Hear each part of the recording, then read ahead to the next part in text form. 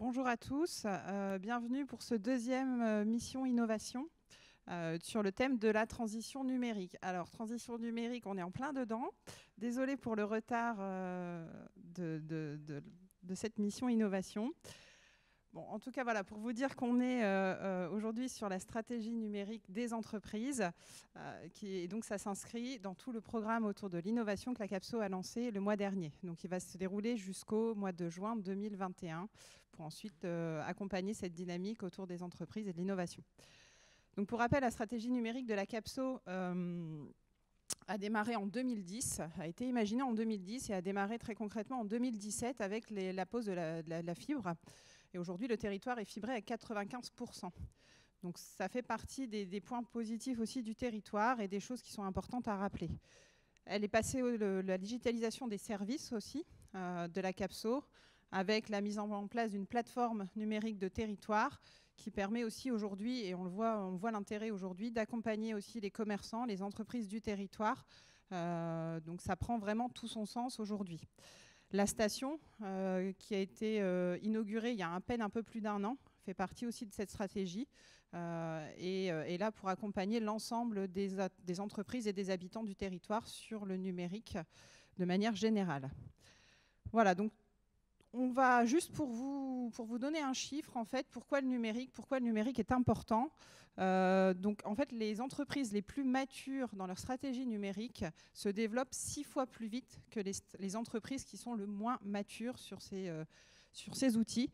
Donc, d'où l'intérêt vraiment de travailler sur cette thématique, d'autant plus en période de confinement, comme on le voit aujourd'hui. Le numérique est présent également dans le quotidien des Français, donc on sait qu'aujourd'hui, c'est vraiment plus un obstacle de passer par ces moyens. Il y a encore quelques freins à lever en termes pour appréhender ces outils, mais dans tous les cas, c'est vraiment un outil numérique qui est passé dans la vie de tous les jours. Donc aujourd'hui, la mission innovation va se structurer de la même façon que la dernière fois, c'est-à-dire un point avec un point expert avec Guillaume Anneli de Visiative.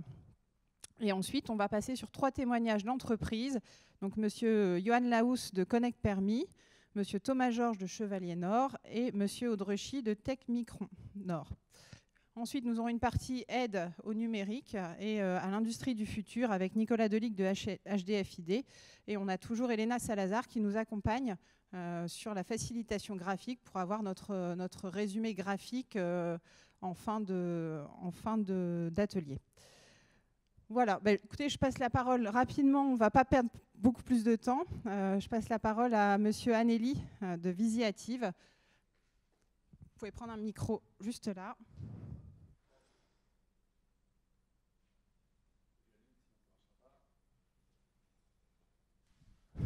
Vous m'entendez? Super. Voilà.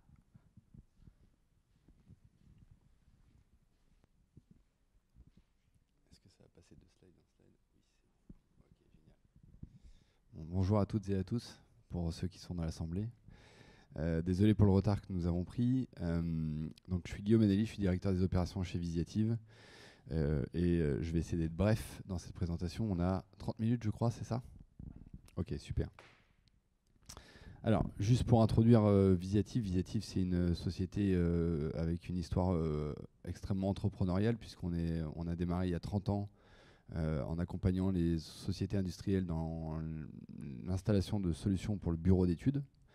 Et puis, au progressif et au fil des années, nous avons grossi et aujourd'hui, Visiative regroupe à peu près 1000 collaborateurs sur le territoire national et international avec un chiffre d'affaires de un peu plus de 200 millions d'euros et en tout cas sur l'implantation nationale, plus de 18 000 clients, dont 15 000 clients qui sont exclusivement dans le monde de l'industrie.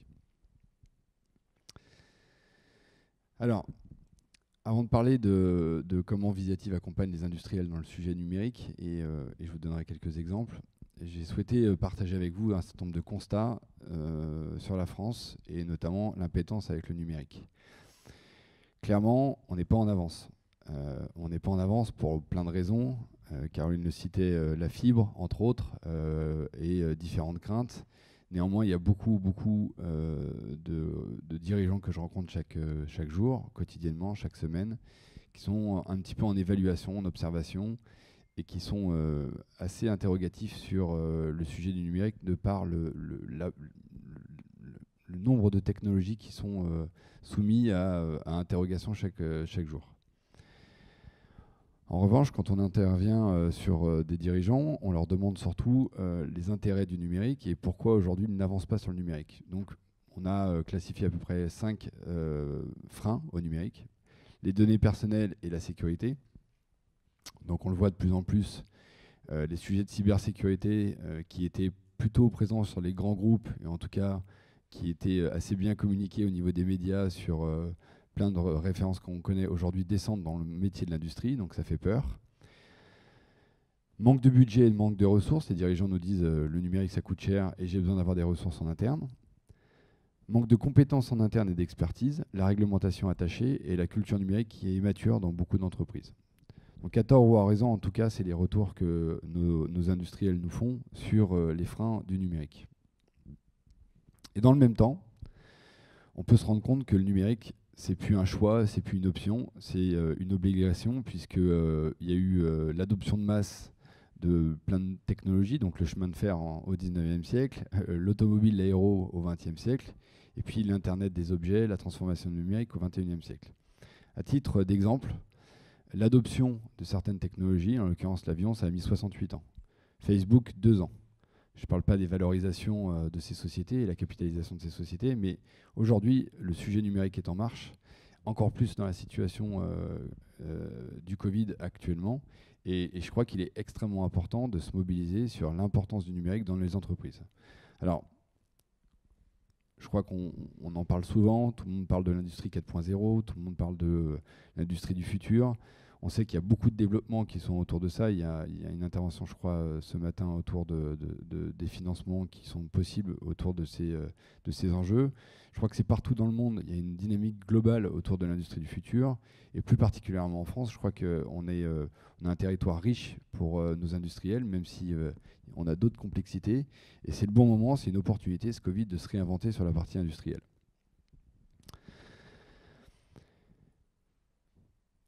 La transformation numérique de nos vies privées, on le vit tous les jours. On le vit avec nos smartphones. Aujourd'hui, on a tous des smartphones sur la table. Nos enfants, nos parents, et puis tout le monde réseaute sur les réseaux sociaux. On le voit, on est en live sur le Facebook. On se cultive. J'aurais adoré à l'école avoir Wikipédia pour aller 2 fois plus vite et aller chercher les informations. On consomme différemment, encore via les plateformes web et notamment en réservation sur Internet, quelle qu'elle soit. Et puis on se divertit différemment. Je ne vais pas parler de Netflix, mais bon, aujourd'hui Netflix a complètement disrupté le monde des médias sociaux, et en l'occurrence Canal+, et puis tout ce qui va autour du streaming. Si je transpose ça au monde de l'entreprise et au monde de l'industrie plus particulièrement, hier on avait un marché extrêmement local, aujourd'hui on a un marché mondial et international qui va de plus en plus vite, avec des prises de part de marché des concurrents qui sont multiples. Hier, quand on parlait d'industrie, on parlait de R&D extrêmement cloisonné. Quand on parlait d'Internet dans un bureau d'études, c'était un petit peu un mot barbare. Aujourd'hui, on est plutôt en train de parler de plateforme d'idéation, comment je peux même outsourcer mon idéation à l'extérieur. Et finalement, l'entreprise qui était hier extrêmement cloisonnée, aujourd'hui, elle se doit d'être une entreprise plateforme et extrêmement décloisonnée. Donc ça, aujourd'hui, comment on arrive à ça ? On arrive à ça avec des nouvelles technologies. Et finalement, ce sont nos propres clients, nos clients de nos industries, qui sont en train de nous demander de bouger, de réagir sur les sujets du numérique. Donc déjà, on a des nouvelles exigences clients, meilleure réactivité, meilleure communication avec nos clients, plus de lisibilité sur nos actions. L'émergence de nouveaux concurrents, je ne parle même pas de la Chine, je parle de nouvelles émergences sur des startups, des nouvelles façons de travailler. Et puis, on a des nouvelles notions qui sont en train d'apparaître. Alors, je vous ai donné une notion du numérique qui est extrêmement obscure pour des industriels, mais on parle de NPS, le Net Promoter Score. C'est qu'on va devoir interviewer nos clients sur ce qu'ils pensent de nous. Et nos clients, on a des clients qui sont plutôt des détracteurs, plutôt neutres et plutôt des promoteurs. Et on va essayer de travailler dans les industries sur les promoteurs. Cette notion, je voulais la partager avec vous pour la bonne et simple raison que le numérique doit apporter une nouvelle façon de travailler, une nouvelle façon de communiquer vis-à-vis de nos clients, nos sous-traitants, notre écosystème. Et puis, les technologies, elles doivent nous permettre de répondre à des challenges. On voit bien qu'aujourd'hui, on génère beaucoup de données, que ce soit de l'Excel, du PowerPoint, de l'Office, etc. Et dans nos machines industrielles, on génère de la donnée extrêmement riche, le temps de production de la machine, etc., etc. On parle de nouvelles technologies d'automatisation, de la robotique, de la maintenance prédictive, même préventive, etc.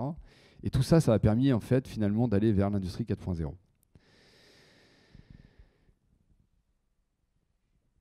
Et paradoxalement, plus on va avoir de numérique, plus l'interaction humaine va être importante. Ça veut dire quoi? Ça veut dire que l'ensemble de ces modèles que vous voyez à l'écran, ce sont des modèles disruptifs. Aujourd'hui, il y a encore quelques années, on n'avait pas vu Uber arriver. Si les taxis avaient vu Uber arriver, on n'en serait pas là. Et aujourd'hui, Uber, c'est plus c'est une réalité. Il n'y a pas de chauffeurs qui sont avec une voiture qui attendent. C'est vraiment de la demande. Blablacar, pareil. Airbnb, pas d'hôtel. Skype et WeChat, ils n'ont aucune infrastructure. Amazon, j'en parle pas, ils n'ont pas de magasin. Facebook gère du contenu, mais en fait, c'est les utilisateurs qui gèrent le propre contenu, etc., etc. Tout ça pour vous dire que le maître mot de ces succès d'entreprise, au-delà de la valorisation, c'est les communautés. La notion qui est importante, c'est comment je peux aller chercher les communautés de vos clients, de vos partenaires, de vos sous-traitants et les communautés de mes collaborateurs. Les meilleures innovations dans les industries, c'est les collaborateurs qui les apportent, sauf qu'on avait un management hyper pyramidal jusqu'à encore quelques années, et on a toute une nouvelle génération de jeunes profils qui rentrent dans l'entreprise, qui demandent qu'à s'exprimer et à donner des nouvelles idées. Donc en fait, la notion que je veux partager avec vous, c'est que le numérique, c'est bien, l'homme, c'est encore mieux, et l'interaction humaine, c'est ce qui va permettre d'accélérer le numérique dans l'entreprise. Et le changement, il viendra que par les collaborateurs et par nos clients qui vont nous pousser à aller vers des nouvelles solutions. Je voulais partager un autre point avec vous qui sont les tendances. Quand on parle de numérique, tout le monde dit OK, c'est génial, tout le monde parle de big data, de cloud, etc. Et je ne sais pas ce que ça veut dire. En tout cas, beaucoup de dirigeants me disent moi, c'est des mots barbares et je n'ai pas envie de m'en occuper. Et il faut vraiment que vous arriviez à me donner un lexique de tout ce que ça fait. Aujourd'hui, on parle d'objets connectés. En 2020, il y a plus de 21 milliards d'objets connectés. Pèse-personnes connectées, montres électroniques, etc., etc. Il y a encore un an et demi en arrière, des dirigeants me disaient moi, le cloud, jamais j'irai pas. Moi, je veux toute la donnée chez moi, etc. Au moins, je suis sûr que j'aurai pas de problème. Bon, forcément, avec le Covid, quand on parle de résilience, si on n'est pas avec des solutions qui sont accessibles partout, pour l'entreprise, ça va devenir quand même très compliqué. 80% aujourd'hui des applications sont hébergées dans le cloud. 100 milliards aujourd'hui, c'est le business des applications mobiles. 80% des entreprises sur Fortune 500 sont présentes sur les réseaux sociaux. J'attire l'attention sur le sujet du numérique. Quand je dis un industriel, il faut que tu ailles sur Instagram, sur Facebook, sur LinkedIn et que tu communiques différemment. Il me regarde avec des grands yeux, il me dit mais il est fou celui-là. Mais en fait non, parce que le numérique doit apporter aussi une dynamique RSE, une dynamique de visibilité. Et c'est extrêmement important d'être sur les réseaux sociaux et de gérer du contenu. 200 milliards, c'est le marché du big data. 16 milliards, c'est le marché en 2018 avec 45% de croissance sur le marché de l'impression 3D, le manufacturing 3D. L'intelligence artificielle, on en parle de plus en plus. C'est ce qui va nous permettre d'accélérer le développement et l'automatisation d'un certain nombre de choses. Et la réalité virtuelle, notamment pour nous industriels, qui faisions beaucoup de salons, ça va devenir une réalité pour présenter ce qu'on a à vendre avec des machines, etc. Donc, plus on va aller chercher de la rupture dans le digital, plus on va gagner en compétitivité. Et ma meilleure préconisation, en tout cas sur le sujet du numérique, c'est que le digital ne doit plus être à côté de la stratégie de l'entreprise, mais dans la stratégie de l'entreprise et partie prenante de la stratégie de l'entreprise. Le digital ne peut plus être une option, elle est forcément à réfléchir au sein des comités de direction de vos entreprises, au sein de la façon de réagir et de travailler différemment. Et malgré tout ça, les dirigeants me disent en fait c'est un plat de spaghettis. Parce que moi, j'ai le gars qui vient me vendre mon ERP qui me dit que c'est génial, ça fait papa-maman. Et puis, il y a l'autre qui va faire tout un tas de choses. Et finalement, moi, là-dedans, comment je m'en sors? Je ne peux pas m'en sortir. Ce n'est pas lisible. Quelle est ma roadmap à 3 ans des solutions numériques? Comment je vais les déployer dans mon entreprise? J'en sais fiche trop rien. Et j'ai besoin d'avoir une grille de lecture plutôt claire. Et dans le même temps, j'ai besoin d'accompagner mes équipes. Aujourd'hui, on avait plutôt un management hyper pyramidal. Le dirigeant décidait, les collaborateurs exécutaient. Aujourd'hui, on a besoin des collaborateurs pour initier le changement et de faire en sorte que ces collaborateurs soient partie prenante. Aujourd'hui, vous le voyez, le recrutement, c'est un vrai sujet. Moi-même, je suis issu du monde de la mécanique, j'étais tourneur-fraiseur. Forcément, quand on parlait de copeaux dans une industrie, ça ne me faisait pas bien rêver. Donc forcément, le numérique peut aussi apporter ça. C'est comment je peux rendre mon entreprise un peu plus séduisante de l'extérieur pour des nouveaux profils, des nouveaux talents. Et je crois que le management a un rôle extrêmement important, notamment avec le numérique. Alors, je vais vous donner une notion que j'adore. C'est un des moyens d'aborder le numérique. C'est un moyen très simple. C'est qu'est-ce que je veux faire avec le numérique, pour quel usage? Et finalement, les outils numériques, on s'en moque. Ce n'est pas le plus important. C'est qu'est-ce que je veux faire et vers quoi je veux aller. Donc, comment je vais réinventer mon business model et comment je vais le réfléchir. Et une des bonnes manières de réinventer son business model, c'est d'inventer une nouvelle proposition de valeur.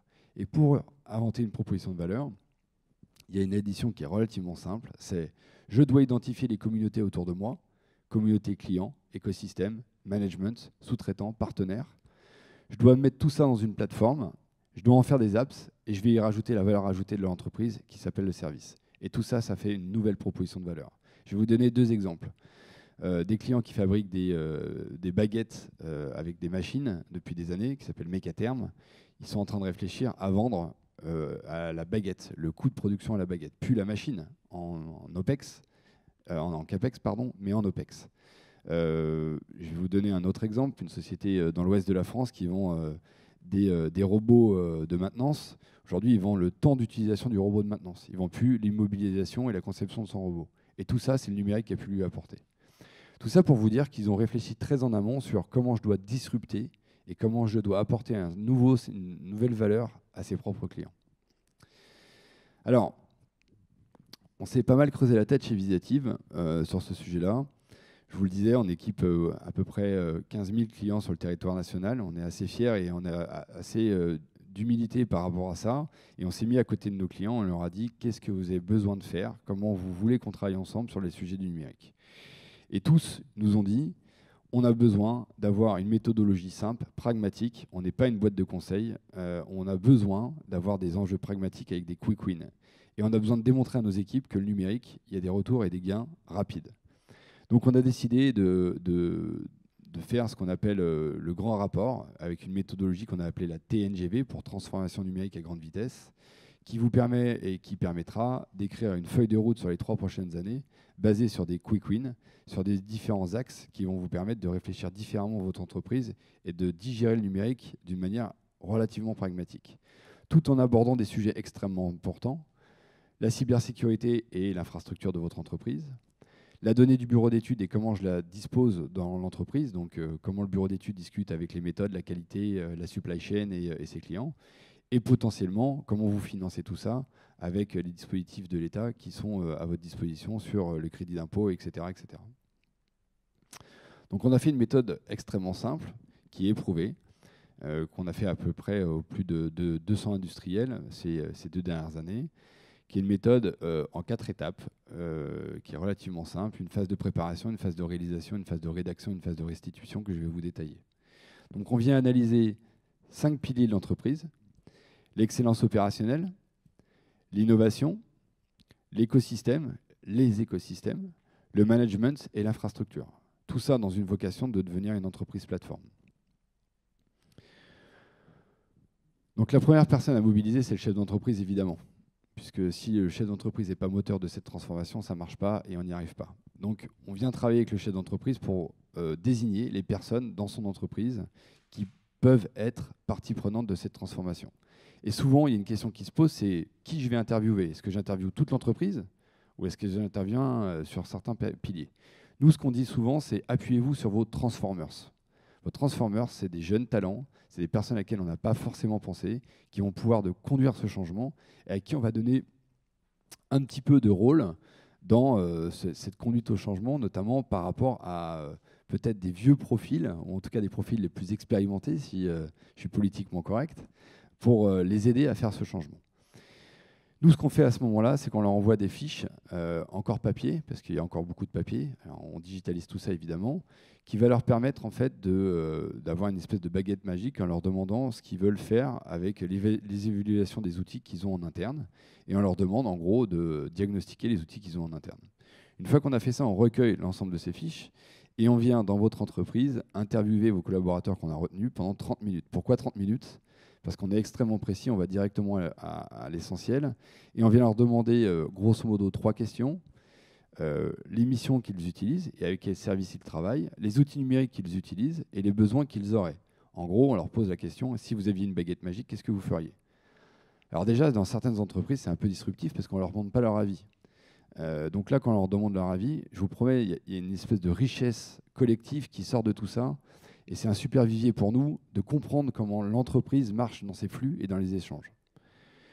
Une fois qu'on a fait ça, nous, on a un gros travail en interne de benchmarking. Je vous l'ai dit, 15 000 clients chez Visiatif, plus de 200 diag. On a acquis un trésor de guerre qui s'appelle l'expérience et le benchmarking. Donc, on vient faire un état des lieux, des constats, des préconisations et des priorisations. Et on vient construire ensemble, donc on n'est pas dogmatique, on va co-construire une feuille de route qui est votre propre feuille de route. Pour chaque industriel, il a une feuille de route. Et ça se présente de la manière suivante, et je vous le détaillerai juste derrière. Avec le top management, on vient restituer cette feuille de route et on vient favoriser la discussion. Donc on le fait d'abord avec le top management et après on se sert de cette restitution pour partager avec votre entreprise comme un outil de conduite au changement. Et on vient surtout travailler sur du partage d'expérience. On n'est pas théorique, on n'est pas sur des théories à 3-5 ans qui ne se mettront jamais en œuvre. On vient vous donner des retours d'expérience d'industriels de comment ils ont fait, là où ils ont échoué. Et je crois que c'est extrêmement important de partager aussi les échecs pour ne pas tomber dans les mêmes panneaux. Et on vient vraiment travailler sur la notion de partage d'expérience. Donc comment ça marche? Une méthodologie avec des états des lieux. On vient diagnostiquer vos outils numériques en interne. Alors, je vais employer des termes, mais on vient regarder l'outil de back-office. Donc, le back-office, c'est tout ce qui permet de structurer votre entreprise, plus communément autour de l'ERP et du CRM. On vient regarder les outils de création. Qu'est-ce qui permet de gérer du contenu, que ce soit les outils comptables, en passant par les outils de bureau d'études, etc. Et enfin, on va regarder tout ce qui est front office. Donc, tout ce qui est en interface avec l'extérieur. On vient vous donner un état des lieux. On va regarder quelles sont les solutions métiers et on va aussi vous donner une notion de marguerite de communication. Comment votre entreprise se situe sur le web? Est-ce qu'elle est visible? Est-ce qu'elle est sur les réseaux sociaux? Est-ce que votre site il est bien indexé pour commencer à s'outiller pour parler à l'extérieur, etc., etc. À la suite de ça, on vient vous donner des jauges d'indicateurs. Je vous parlais de benchmarking. On vient vous dire comment vous vous situez par rapport à vos pairs, par rapport à une même taille d'entreprise et un secteur d'activité. Et on vient vous dire, voilà, sur la maturité numérique, sur la partie mobilité, infrastructure, sauvegarde, vous êtes plutôt à ce niveau-là. Pareil sur la cybersécurité. Et on vient vous donner une cartographie des flux dans l'entreprise. Cette cartographie, elle est extrêmement importante pour nous parce que c'est ce qui nous permet de comprendre qu'est-ce qu'on va automatiser et vers quoi on va pouvoir vous amener sur les 3 prochaines années. Une fois qu'on a fait ça, on fait une synthèse des besoins. Globalement autour de 5 axes, les échanges internes et externes, l'infrastructure et les RH. Pourquoi je vous en parle? Parce que dans quelques entreprises que j'ai visitées, quand on va voir le service commercial et qu'on leur demande quels sont leurs enjeux, ils ne parlent jamais des clients. Et ils ne parlent que des problèmes internes. Alors vous allez me dire, c'est très français, on parle toujours de nos problèmes, on ne parle pas des solutions. Néanmoins, je mets toujours un warning aux dirigeants quand je leur dis attention, votre entreprise est un peu trop concentrée sur elle-même, il faut peut-être qu'elle s'ouvre à l'extérieur. Le numérique doit aussi apporter ça et ces outils de diagnostic nous permettent de vous donner des clés de lecture un tout petit peu orthogonales par rapport à celles que vous avez d'habitude.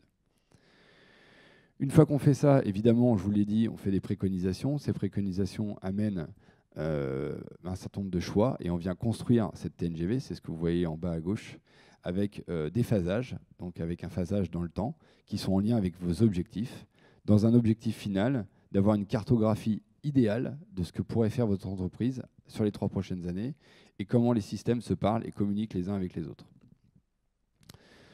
Donc ça ressemble à ça, une TNGV. Donc sur la partie innovation, ça peut être mettre en place des configurateurs 3D, gérer la documentation technique, gérer mieux ses fiches d'études ou déployer des bibliothèques de modèles. Sur la partie management, c'est des préconisations autour notamment des plateformes collaboratives, de gérer des tâches internes, de gérer des dossiers collaborateurs. Sur l'écosystème, ça peut permettre d'aller sur les appels clients, tout ce qui est ticketing, déployer des portails distributeurs, des portails clients ou aller sur les réseaux sociaux. Sur l'excellence opérationnelle, on va plutôt parler de la qualité, d'optimisation de flux, d'aller jusqu'à l'atelier. Et puis après, on a des parties plutôt de conduite au changement qui est d'accompagner ses collaborateurs. Parfois, on part de très très loin et il est important d'accompagner ce changement avec les collaborateurs. Alors, on en parlait tout à l'heure. On a eu aussi l'idée pour que le numérique ne soit pas vécu comme une contrainte, mais comme un jeu. C'est de créer, alors vous connaissez sûrement le principe des escape games, quand on est enfermé dans une salle. Alors en ce moment, c'est pas trop autorisé d'être enfermé dans une salle à plusieurs, mais globalement, on a créé en fait un jeu autour de la transformation numérique des dirigeants. Donc on a créé un événement collectif qui nous permet en fait de prendre conscience aux dirigeants que le collectif c'est important, le partage d'expérience est important, et on a fait quelque chose de convivial en créant un escape game qui est unique, qui permet de réunir les enjeux en fait, d'une entreprise industrielle avec la partie ludique de l'escape game. Donc on en reparlera évidemment peut-être à la Capso demain, je l'espère. Mais en tout cas, c'est des idées que je vous soumets qu'on peut mettre en place auprès de nos industriels. Je vous parlais tout à l'heure des Transformers. Alors, je voudrais vous parler de cette notion parce qu'elle est extrêmement importante et elle est disruptive. Chez Visiative, on vient de digérer 14 croissances externes. Je vous promets 14 croissances externes en marche forcée sur les 3 dernières années, c'est beaucoup. Et on s'est aperçu de beaucoup de sujets, c'est que nos collaborateurs, c'est l'actif immatériel de l'entreprise. Et c'est sur eux qu'on doit se baser pour construire demain. Et on s'est dit, bah tiens, on va lancer une dynamique qui s'appelle les Transformers. C'est comment j'inverse la pyramide de management et comment je donne du pouvoir aux collaborateurs pour leur demander de qu'est-ce qu'ils pourraient faire pour changer demain l'entreprise. Et c'est sur la base du volontariat. Donc on a nommé des collaborateurs chez Visiative, sur la base du volontariat, en plus de leur mission au quotidien, de travailler sur des sujets d'innovation en lien avec nos enjeux. Et c'est comme ça qu'on a eu des super idées, notamment la création d'une plateforme interne qui décloisonne l'ensemble de l'entreprise et qui donne 100% de la visibilité à tous les collaborateurs. Donc on a décloisonné notre ERP, on a décloisonné notre CRM, toutes les données sont accessibles à l'ensemble des collaborateurs, par profil, par filiale, etc. etc. Et ça n'aurait pas pu avoir lieu si on n'avait pas donné la parole aux collaborateurs, parce que très honnêtement, les idées, elles sont dans vos équipes et elles existent. Et en fait, je crois que ça, c'est une animation. Donc on leur a dit, on va faire des pizza teams. Alors des pizza teams, ça veut dire quoi? Ça veut dire qu'il faut qu'on ne soit pas plus de 4 personnes pour manger sur une pizza. Vous allez vous réunir et puis vous allez trouver les meilleures idées sur certains sujets. Et la grosse force de ce sujet, c'est qu'on l'a animé dans le temps, ça fait 3 ans qu'on l'anime, on l'a dupliqué chez des clients industriels, et aujourd'hui, c'est devenu vraiment une routine de méthodologie de conduite au changement chez Visiative sur les sujets du numérique.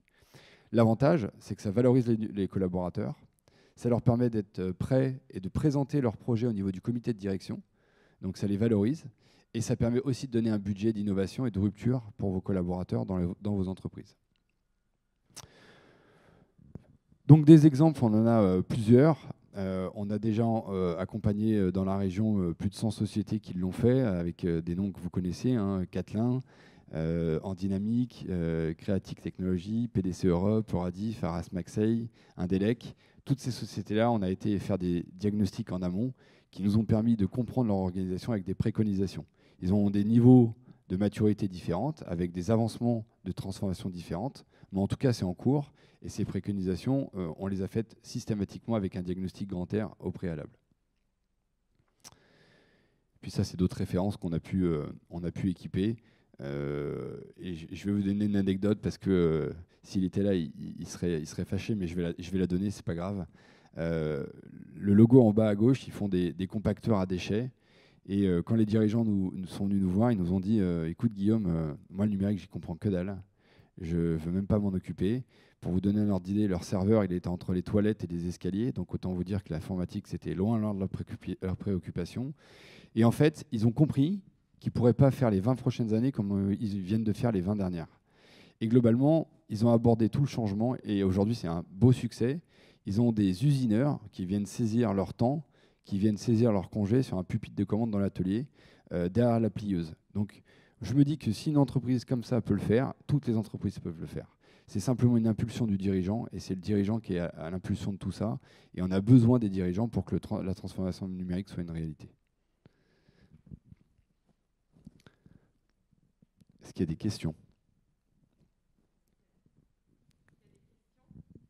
Par rapport à ce qui a été dit, on n'en a pas eu sur... N'hésitez pas à les poser éventuellement aussi sur Facebook, on n'en a pas eu pour le moment. Non. Bon, c'était clair du coup. Ok, merci. Merci beaucoup. Donc l'idée, c'était vraiment, vous l'avez compris, de mettre le doigt dedans, être accompagné aussi. C'est pas si simple que ça. On a beaucoup parlé aussi des ressources humaines, de l'accompagnement, de l'engagement des collaborateurs derrière. On y reviendra par la suite dans d'autres missions innovation. En tout cas, une belle présentation qui vous incite et qui incite tout le monde à avancer vers le numérique et surtout à être accompagné pour avoir vraiment une vision holistique aussi du sujet. On va passer au témoignage d'entreprise. On va commencer avec Monsieur Laous de Connect Permis. Voilà, sur la partie vraiment digitalisation de services et puis une expérience d'entreprise qui a fait le choix de digitaliser l'ensemble de ses services. Merci.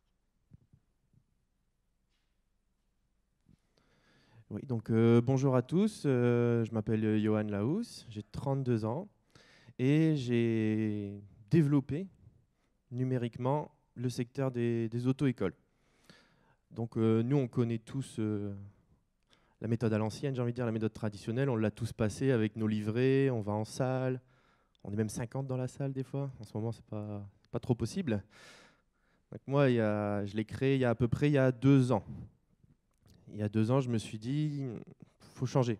C'est un métier qui est en train de mourir, qui a une mauvaise image. C'est long, c'est cher, il y a plein de papiers à faire, toutes ces choses-là. Alors moi, j'ai décidé justement d'améliorer les choses et avec le numérique, ça a été possible.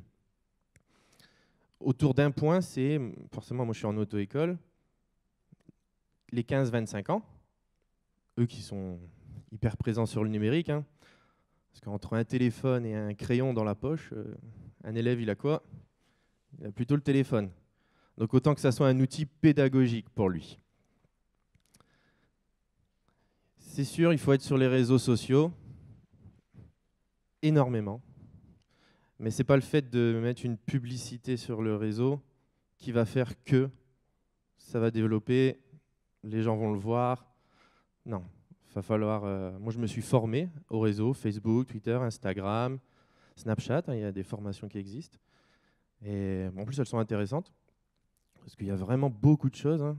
Nous, quand on est sur nos téléphones avec ça, on voit vraiment la surface. On voit vraiment... voilà. Et derrière, il y a énormément de choses. Et puis les publicités là-dessus, en tant que chef d'entreprise, c'est un gain financier énorme. C'est beaucoup moins cher que de faire des panneaux publicitaires, entre guillemets, à l'ancienne. L'auto-école que j'ai créée, elle a une grosse croissance grâce au numérique. Mais vraiment, voilà, je suis parti de rien.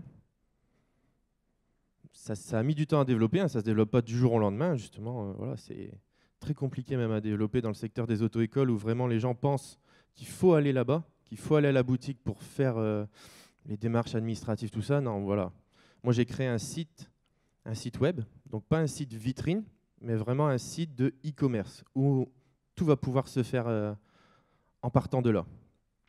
Avec voilà, les onglets Facebook, Twitter, on va pouvoir relayer le tout, on va pouvoir... entre guillemets, comme on disait avant, créer une plateforme numérique.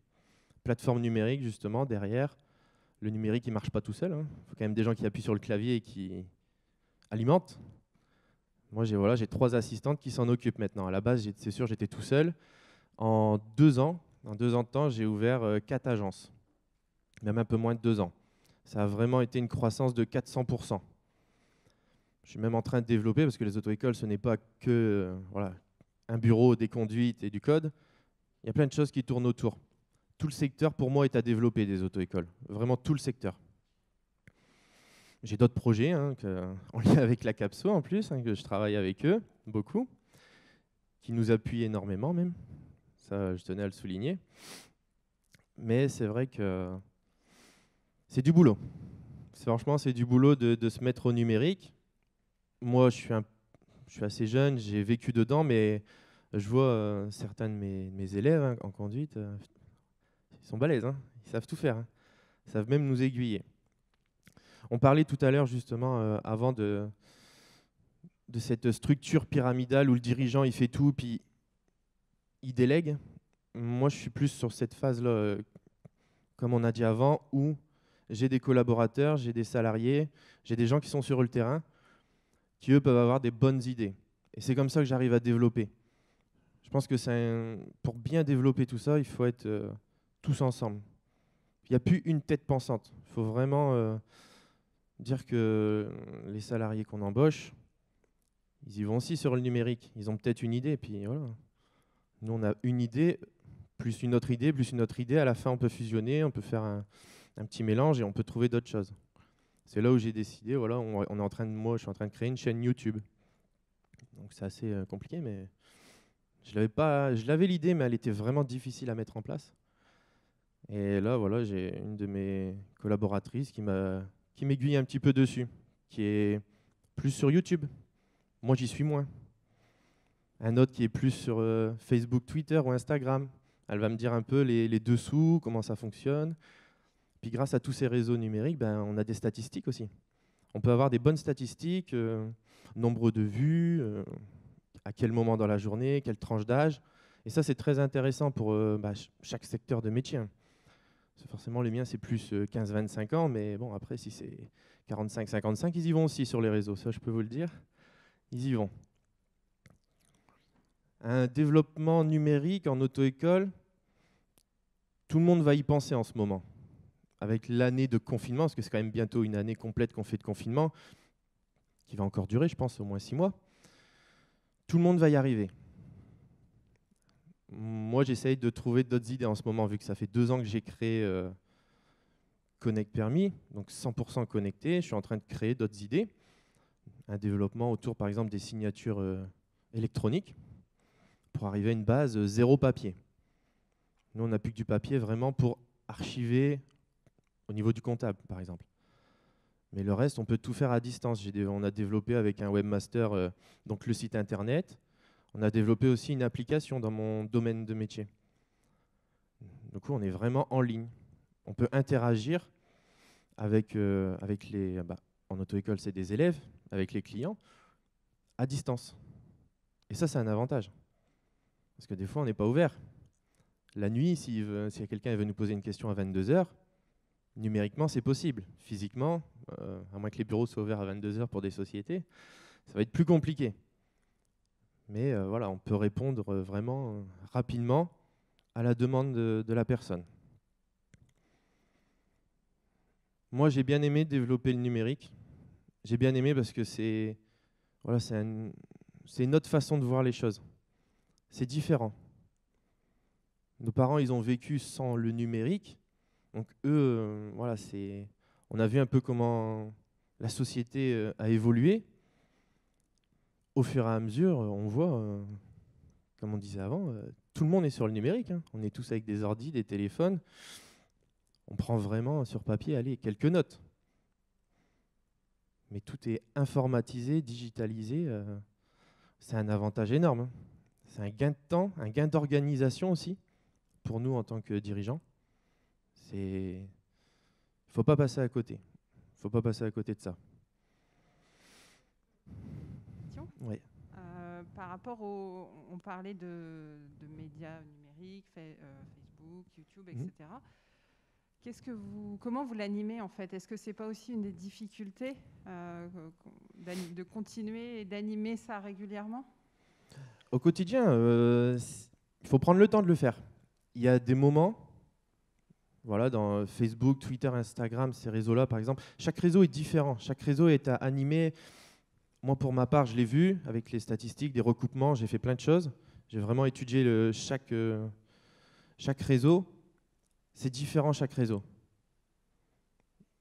Sur Facebook, il y a plus d'écriture. Sur Instagram, c'est des photos.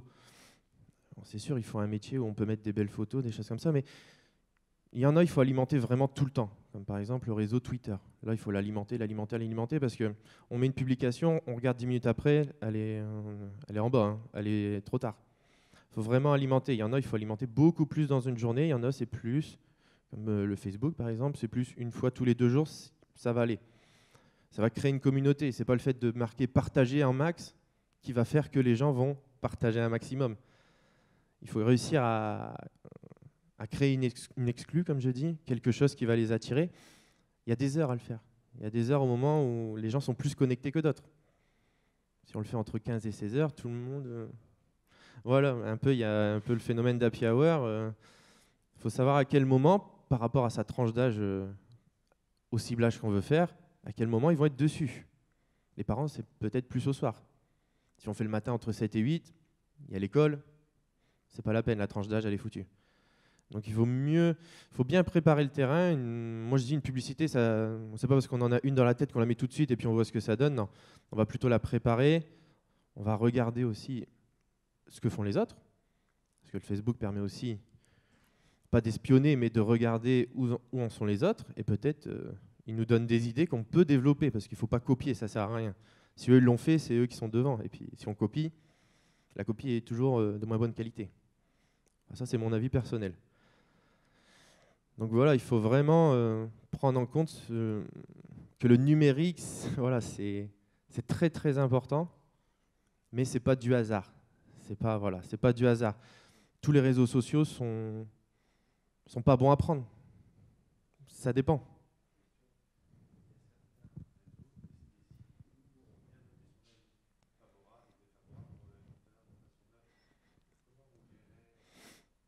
Ah, je vais répéter la question peut-être pour qu'on entende bien. Donc c'est-à-dire, voilà, il y a des sites où on vient donner son avis, où des gens viennent apporter des commentaires aux publications. Comment est-ce que vous gérez justement ce côté réponse finalement à la communauté? C'est vrai, sur les réseaux, ouais. Ils vont être plus tranchants les avis. En face à face, les gens ne vont pas dire vraiment ce qu'ils pensent. Ils vont plutôt être respectueux. Sur le réseau, ça peut vraiment être quitte ou double. C'est pour ça, un réseau social, ça s'alimente, mais il faut, si derrière la personne, elle n'a pas un bon mental, elle n'a pas une bienfaisance, de bien faire les choses, la publication ne va pas être bonne. Les commentaires, il faut les prendre en compte, c'est des avis. Justement, ça va nous permettre de développer derrière. Si il y a un point faible, les gens vont nous le dire et ils ne vont pas hésiter à le dire. Ça, c'est le réseau. Ils ne vont pas attendre que l'entreprise elle ouvre pour venir nous le dire en face à face. Ils vont tout de suite le dire. Après, ça peut faire effet boule de neige. Soit c'est positif, soit c'est négatif. C'est pour ça qu'il faut derrière, il faut quand même une bonne organisation. Et puis, pourquoi pas, on peut leur répondre. Hein. Il faut même leur répondre à chaque avis. Chaque critique est constructive de toute façon. Hein. Puis pas hésiter aussi par le biais des réseaux de faire des questionnaires, des avis. Demander, au niveau de l'accueil, qu'est-ce que vous en pensez, notre mise en place, tout ça. Les gens ils vont répondre. Et nous, ça va nous permettre d'orienter nos prochaines publicités numériques. Voilà. Merci. Est-ce que vous avez d'autres questions ? Non. Alors, on a parlé beaucoup des réseaux, du coup, puisqu'en fait, on est aussi sur une activité de service et donc liée vraiment aux consommateurs et au grand public. Ceci dit, les réseaux pour les entreprises se gèrent globalement de la même façon. Alors, pas tout à fait sur le même type de réseau, parfois. Mais quand on est sur une activité B2B, par exemple, la question des commentaires, la réponse aux commentaires qui sont faits, est hyper importante aussi de pouvoir. On est d'accord que sur le fait qu'il y a le côté répondre aux critiques et aux remarques qui sont constructives et le fait de les prendre en compte est très important aussi.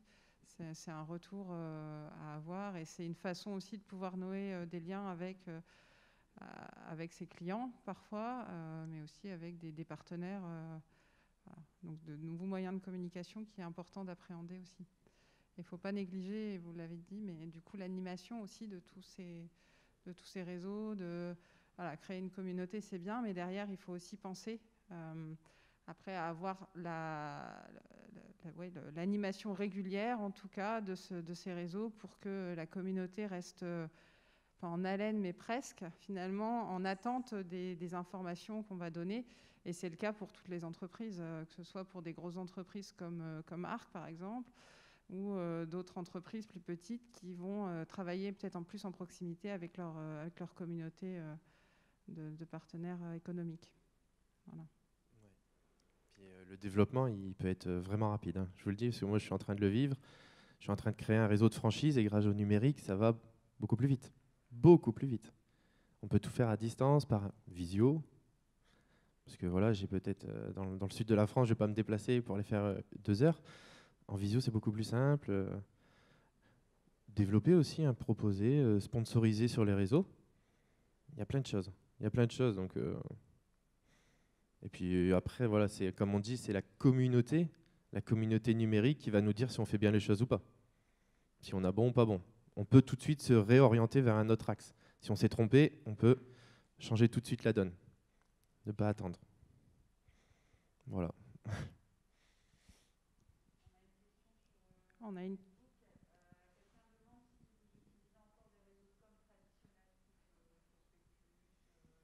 Alors, je vais peut-être répéter une question via Facebook qui demande effectivement, vous utilisez encore des réseaux de communication traditionnels, médias papier par exemple ou, Au tout début, j'ai fait des flyers et j'ai vite abandonné l'idée. Hein.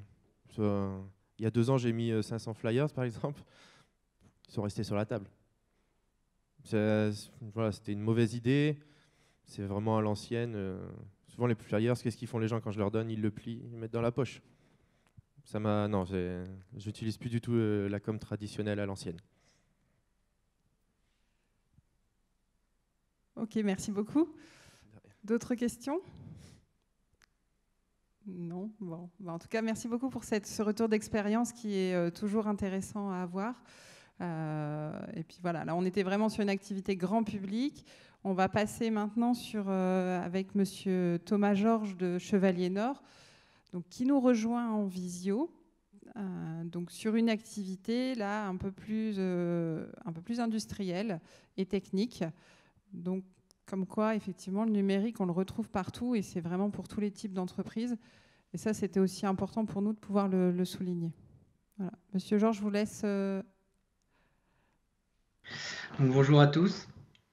Donc, je me présente, donc Thomas Georges, je suis le directeur de l'entreprise Chevalier Nord. Donc, nous sommes une entreprise de restauration de monuments historiques spécialisée en maçonnerie et taille de pierre.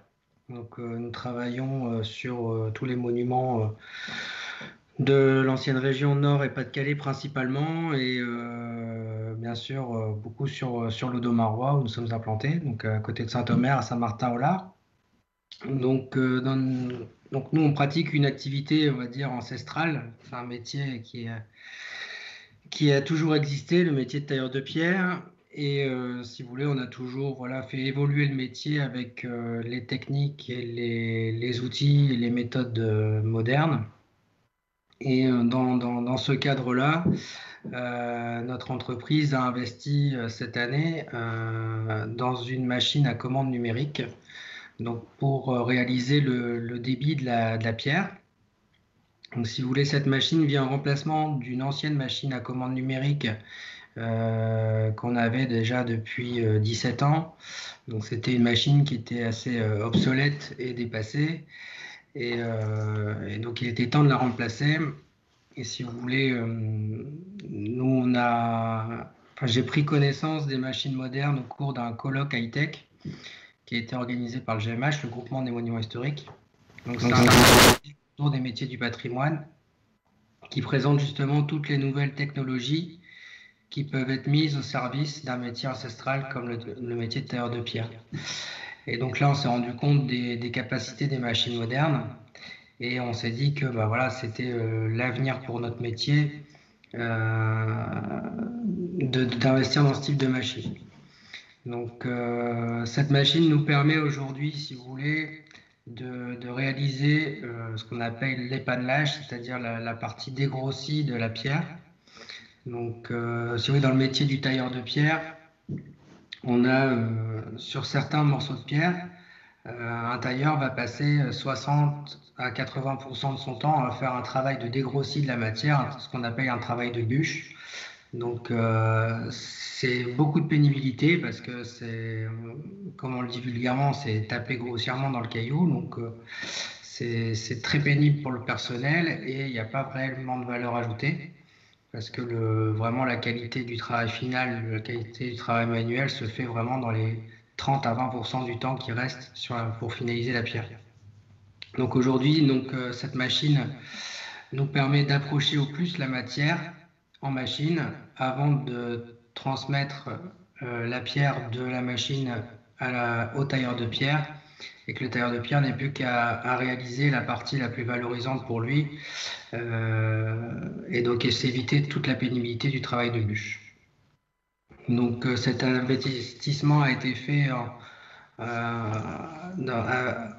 pour lequel on a été accompagné financièrement par la CAPSO et par la région Hauts-de-France, qui nous ont octroyé des avances remboursables pour nous permettre cet investissement.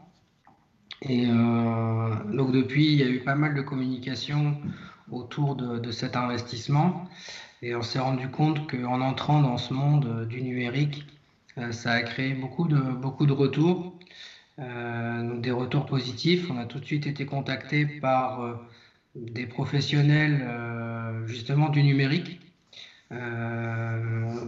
qu'on n'imaginait pas existants, en fait, si vous voulez. C'est des personnes qui sont déjà installées depuis quelques années, qui avaient déjà pris le tournant avant, qui nous sollicitent maintenant pour nous accompagner. Maintenant qu'on a l'outil, on est régulièrement sollicité par ces entreprises qui viennent nous expliquer comment on peut développer l'outil, comment on peut l'utiliser. Et ça, c'est des choses qu'on n'avait pas anticipées avant de faire cet investissement. C'était d'ailleurs même plutôt une crainte au départ, c'est-à-dire qu'on voulait absolument avoir ce type d'outil, mais au moment où on s'est lancé dans l'investissement, on avait le doute de trouver les opérateurs compétents pour s'en servir.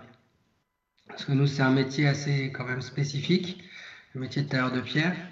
Donc on avait imaginé deux profils. C'est soit un opérateur qui a l'habitude de la machine à commande numérique, mais que ce soit peut-être dans l'industrie mécanique ou dans un autre domaine que la pierre, qui aurait adapté ses compétences numériques au métier de la pierre.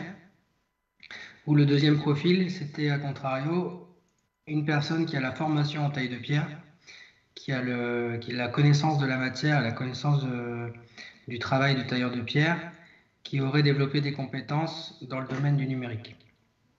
Et donc c'était notre grosse inquiétude au départ, justement, de savoir si on allait trouver un opérateur. Et donc ça a été beaucoup d'échanges dans la profession avec les écoles, et on s'est rendu compte qu'aujourd'hui les écoles de taille de pierre proposent justement des formations directement intégrées en fait au cursus du BP tailleur de pierre. Ils ont des formations sur les nouvelles machines à commande numérique. Parce que c'est vrai qu'aujourd'hui, les profils les plus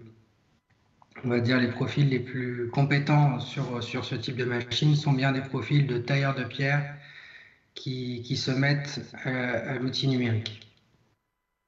Donc aujourd'hui, on a fait, pour l'instant, on a développé les compétences internes, c'est-à-dire qu'on avait deux opérateurs sur l'ancienne machine qui travaillaient en 2D avec des logiciels ancestraux sur ces machines-là. Pour l'instant, on a formé ce personnel-là à l'utilisation de la nouvelle machine avec une formation sur le dessin en 3D, etc. Donc là, on a commencé à utiliser la machine depuis septembre. Et donc voilà, nos opérateurs commencent à développer un peu leur technique sur ce nouvel outil. Mais on sent qu'on va vite atteindre une limite et qu'on n'aura pas la possibilité en interne d'utiliser la machine à 100% de ses capacités. C'est pour ça qu'on commence déjà maintenant à travailler avec les écoles de taille de pierre pour former des élèves qui, eux, seront formés dès leur plus jeune âge, dès leur entrée dans le métier, à cet outil-là, avec une vocation vraiment spécifique à l'utilisation de cet outil. Donc voilà, dans les grandes lignes, voilà ce projet. Donc, effectivement, donc, ce nouvel outil nous permet d'économiser en pénibilité, principalement pour les tailleurs de pierre. Bien sûr, optimiser les temps. Alors l'optimisation des temps, chez nous, c'est pas forcément la priorité numéro 1, parce que si vous voulez, pour gagner du temps sur une machine à commande numérique, c'est bien quand vous faites de la série, c'est-à-dire que vous faites un paramétrage qui va vous permettre de faire plusieurs éléments identiques. Malheureusement ou heureusement dans notre métier, toutes les pierres sont vraiment uniques. On remplace les pierres à l'identique. Et donc, c'est vraiment très rare d'avoir deux modèles similaires. Donc, on a quand même beaucoup de temps à passer en paramétrage de la machine. Donc, aujourd'hui, l'optimisation des temps n'est pas la priorité. C'est vraiment une optimisation sur la pénibilité et la concentration du travail de tailleur de pierre sur la partie qui est valorisante pour lui.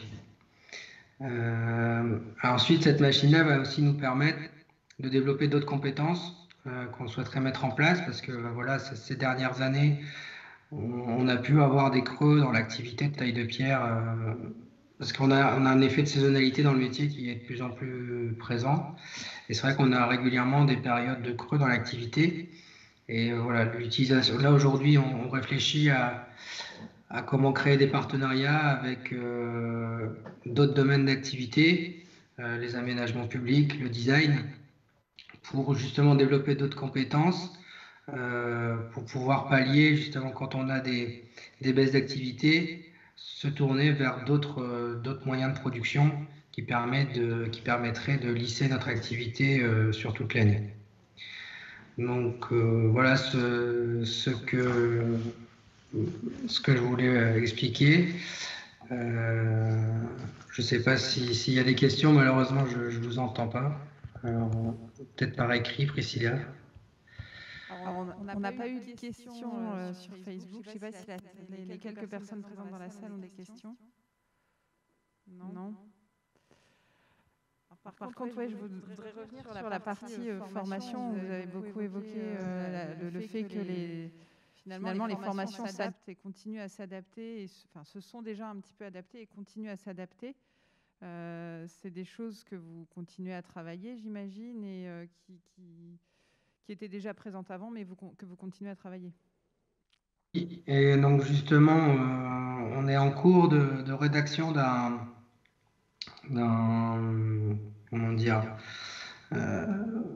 protocole d'accord avec l'école de taille de pierre d'Arras, parce que eux souhaitent mettre en place les formations dans leur école, mais ils n'ont pas encore l'outil. Et donc, ils nous ont sollicité justement pour pouvoir participer aux formations que notre personnel a eues. Donc, ils nous ont accompagnés. Donc, ils ont envoyé des professeurs de taille de pierre avec notre personnel en formation sur l'utilisation de la machine. Et ils utilisent aujourd'hui notre machine aussi pour former les professeurs dans le but de demain de pouvoir acheter leur propre machine dans l'école et pouvoir former des jeunes dans leur école. J'imagine avec de l'apprentissage aussi, ou pas du tout, ou au contraire uniquement? Oui, bien sûr, ce serait principalement de l'apprentissage avec l'expérience en entreprise, parce que l'idée serait qu'ils puissent travailler dans leur école avec leur propre machine pour faire quelques travaux pratiques. Mais voilà, l'utilisation de cette machine, c'est quand même... l'investissement global de cette machine, c'est assez important. Donc l'idée serait peut-être de faire travailler des élèves sur cette machine, mais que ce qui serait produit avec la machine serait utilisé derrière et ne serait pas jeté à la poubelle. C'est tout l'intérêt justement de créer un partenariat avec l'entreprise, c'est-à-dire que l'entreprise pourrait fournir à l'école des demandes de pierres et que les élèves puissent produire ces pierres et qu'elles soient ensuite réutilisées et mises en œuvre sur les chantiers. Ok, donc une façon aussi différente d'utiliser la machine et de rentabiliser la machine à travers la formation et la formation des jeunes en entreprise. Exactement, oui. Ok. Pas d'autres questions? En tout cas, merci beaucoup. C'est vraiment intéressant de voir ce point de vue formation, puisqu'en fait, ça fait partie des craintes qui sont souvent évoquées. Le fait de ne pas pouvoir trouver les compétences qui vont en face des machines et du saut technologique qu'il peut y avoir quand on change de typologie de machine. Donc, c'est plutôt rassurant aussi de voir que finalement, les formations s'adaptent, que tout s'adapte et que les opérateurs sont plutôt partants aussi pour se former et pour évoluer sur la typologie des machines. Ouais. Merci beaucoup. C'était un plaisir. Avec Monsieur Audrechy de Techmicron Nord. Donc là, on continue sur la partie industrielle avec des machines pour l'usinage plutôt, et donc qui va évoquer aussi les gaps technologiques que sont occupées de vivre les entreprises dans ce domaine. Bonjour à tous, je suis Cédric Audrechy, je suis dirigeant de la société Techmicron Nord. Donc nous, on a une spécificité dans les machines d'usinage, les tours et les fraiseuses à commande numérique. Donc on vend de la technologie high-tech. Tout à l'heure, on parlait de différentes technologies. Il y a des technologies qui sont passées, qui ont été citées. On est par exemple avec la fibre optique depuis les années 2006. On a des contrôles vibratoires, des contrôles thermiques sur les machines en standard depuis les années 2005-2006. Les PC sont embarqués dans nos machines avec des doubles processeurs, des technologies très très high-tech depuis très longtemps, depuis une vingtaine d'années.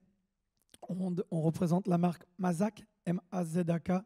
C'est un leader mondial de la machine-outil. On voit qu'en réalité, on se dirige tout simplement vers la technologie évolue en permanence avec une vitesse très importante, comme on l'a vu dans le premier reportage. On a mis des dizaines d'années pour évoluer sur certains sujets. Aujourd'hui, 5 à 6 ans, à chaque fois, on prend un virage technologique très important. On tire enseignement en vérité des métiers traditionnels. Tourneur-fraiseur, c'est un vieux métier, des machines traditionnelles, les mains sur les manettes, comme on disait. Aujourd'hui, on a des machines qui vont pouvoir être en 3D en permanence, l'intelligence artificielle avec des fonctions transparentes qui vont corriger ou assister les personnes et qui vont surtout tenir mémoire de tout l'apprentissage des gens. Aujourd'hui, on a une problématique dans nos métiers, c'est trouver des compétences et c'est mettre des gens au pied des machines. On a eu un trou pendant une vingtaine d'années. Je vais aller plus loin. Dans les entreprises, on n'a pas cultivé la formation et ni dans l'éducation nationale. On a eu un trou de 15 à 20 ans. C'est comme ça. Ça ne sert à rien de passer son temps à l'évoquer et rien faire derrière. Donc ce qu'on a fait, c'est qu'on a continué à communiquer sur les solutions technologiques chez nos clients. Et dernièrement, dans le bassin de Marois en l'occurrence, moi je représente le Nord-Pas-de-Calais au niveau de la cartographie. Dans le bassin de Marois, on a recréé un centre d'intérêt pour notre métier au travers de l'IPSO avec son dirigeant M. Christophe Soudan et son chef d'atelier. Également, on a recréé une dynamique avec des partenaires industriels locaux que vous connaissez, un national, Société Catelin, autres. Enfin, je vais en oublier, je ne vais pas citer tous, mais on avait la problématique. L'âge vieillissait dans les ateliers, donc nos techniciens vieillissaient, le savoir-faire n'était pas transmis et il n'y avait plus de communication entre l'éducationnel et les professionnels. On a renoué ce lien au biais de subventions et d'investissements des gens et de la région, de la CAPSO et autres, et fonds privés. On a réussi à doter à nouveau l'école de l'IPSO d'une machine automatique avec un robot, comme vous pouvez le voir au centre, sur la photo centrale, le même type de robot qui se trouve dans l'école, plus un centre d'usinage high-tech. L'idée, c'est quoi? C'est d'avoir les mêmes outils, parce que dans le témoignage précédent, on le voyait, si on n'a pas les mêmes outils en formation que chez les industriels, on ne sait pas les accompagner. Donc, on a beau avoir la plus belle technologie, si on n'a pas les gens et on ne les a pas accompagnés, on n'en fait rien. Voilà. Donc, tout ce que vous voyez comme machine, je vais prendre les photos rapidement. La photo en haut à gauche, c'est une machine qui peut usiner en 5 axes continus, donc dans l'espace, une pièce 3D, et la recharger avec une addition de matière et un laser. La technologie des poudres. Les cristalleries d'arc utilisent pour avoir des surfaces d'usure sur leur moule cette technologie depuis toujours avec ce qu'on appelle un PTAC. C'est une torche de rechargement. Il y a tout un process, c'est très très long. Dernièrement, on a fait des essais sur ces machines-là. Le process est pertinent, il est intéressant et il est économiquement très rentable. C'est le process de demain. Voilà. voyez, donc d'une technologie basique où on était tournage, fraisage, on est passé à multifonction, tournage, fraisage intégré, laser, marquage et addition de matière avec la technologie des poudres. Tout ça avec de la robotique, de l'intelligence artificielle et de l'assistance 3D. Voilà. Alors tout ça, c'est pour le panel high-tech. Je vais faire passer vous avez le deuxième slide, si vous voulez, avec les autres machines. Je ne sais pas s'il y a quelqu'un qui peut changer là ici. Hop là. Bon, je vais vous laisser faire pour ne pas faire d'impair par rapport à votre PC. Voilà. Alors, les deux machines qu'on voit ici en haut, juste pour vous donner une idée, un vieux métier ancestral, le taillage d'engrenage. Simple. Tout le monde a déjà vu un pignon. On va faire simple sur son vélo ou autre. Bon, là, je caricature, hein, mais sur le principe, on a tous déjà vu des pignons. Aujourd'hui, les machines, on a synchronisé les vitesses. C'est la dernière technologie, c'est le taillage d'engrenage. On synchronise à des vitesses importantes, 5000 tours, tournage, fraisage. On va 20 fois plus vite qu'une tailleuse traditionnelle. 20 fois. Tout ça, il faut accompagner les gens. Il y a des logiciels, il y a des choses. Donc, c'est pour ça qu'on doit s'intéresser aussi à l'humain et l'intégrer là-dedans. Pourquoi il y a des robots sur les machines? Les gens souvent me disent « Ah ouais, mais la robotique, le modernisme, tout ça, ça enlève quand même la place aux gens. » Alors non, je vous rassure, pour pouvoir faire aller un robot, il faut débiter des pièces. Il faut préparer en amont, donc de version numérique et en off, la programmation. Et il n'y a aucune valeur ajoutée à charger la même pièce 20 fois dans la journée. Le travail manuel, c'est la préparation de la machine, c'est 70%, c'est 30%. Quand on est sur la série, c'est 70%. Après que la personne aurait fait 70% de son temps, entre guillemets, de la basse besogne, elle se désintéressera de notre métier, et c'est ce qui s'est passé. On a désintéressé notre métier parce qu'il n'était pas sexy, il n'était pas classe, les ateliers n'étaient pas propres, ils n'étaient pas beaux. Aujourd'hui, c'est fini. Vous avez vu ce que je vous montre? Les machines, c'est ça aujourd'hui. C'est high-tech, c'est classe, c'est beau. Il faut donner envie. Voilà. Pour donner envie aux gens, il faut que ça fasse envie. Comme les gens sont d'abord des particuliers qui consomment, des consommateurs, et avoir envie dans le quotidien, c'est être séduit par quelque chose. Aujourd'hui, notre métier est séduisant. La région, pour ce qui me concerne, on a 113 clients avec une moyenne de 5 machines, des clients beaucoup plus représentatifs que d'autres. Mais il faut savoir que la plupart des mécaniciens ont démarré dans leur garage, à l'arrière de leur maison, avec 1 ou 2 machines, ont évolué. On a des gens qui ont une quantité de personnes importante et on a des sociétés très représentatives, high-tech, qui vont avoir 4 machines très high-tech. Ils vont être 3 personnes, 4 personnes, ils vont dépasser le million d'euros de chiffre d'affaires à l'année. Donc, tout ça pour dire. Et en plus, j'attire aussi l'attention sur quelque chose. La totalité des gens qui sont dans nos métiers sont rémunérés de manière très correcte. Un technicien d'usinage, il va vite être vers 2 000 euros net quand même, avec des compétences qui sont sur le marché reconnues. Donc, il faut arrêter de penser que les métiers manuels sont dévalorisants, non rémunérés et qui ne sont pas source d'avenir. Aujourd'hui, ce sont ces métiers d'avenir, très high-tech. Au Cristallerie d'Arc, à l'époque, la question c'était de dire qu'est-ce qu'on met comme machine, jusqu'à quel niveau technique on va. On prend ce qu'il y a de mieux ou on s'adapte à ce qu'on sait faire. On a pris ce qu'il y avait de mieux et là, l'inquiétude c'était de dire on met qui en face. On l'a dit tout à l'heure, on n'avait pas formé de gens et au niveau éducation nationale, il y avait un trou. Ils ont fait le pari de s'impliquer fortement dans la formation au niveau local. On a recréé un partenariat avec le lycée et l'industrie. Ça fonctionne. Aujourd'hui, il y a des échanges. Ils ont leurs gens internes qui ont été formés et qui font des échanges avec l'éducation nationale. Voilà. Comme on l'a entendu tout à l'heure pour les tailleurs de pierre. Vous avez vu? On revient en arrière. L'apprentissage et les échanges industrie et éducation nationale. Si on ne partage pas, si on n'est pas en transversal, si on est en pyramidal en disant moi je maîtrise, c'est moi le boss et je choisis, on ne partage rien. Il faut partager les moyens et les compétences et les hommes. Et séduire, séduire. Si on ne séduit pas les gens, vous l'avez dit tout à l'heure pour l'auto-école, vos collaborateurs, il faut qu'ils soient séduits pour avoir des idées. Si vous ne les séduisez pas, ils n'auront pas d'idées. Voilà. Donc il faut séduire les gens pour pouvoir partager. Voilà. Et au niveau de tout ce qui est métier du futur, industrie du futur 4.0, on y est tous en permanence. On l'a vu dans les autres présentations, donc je ne vais pas revenir dessus. On est connecté en permanence. Tout le monde sait maintenant ce que c'est le 4.0.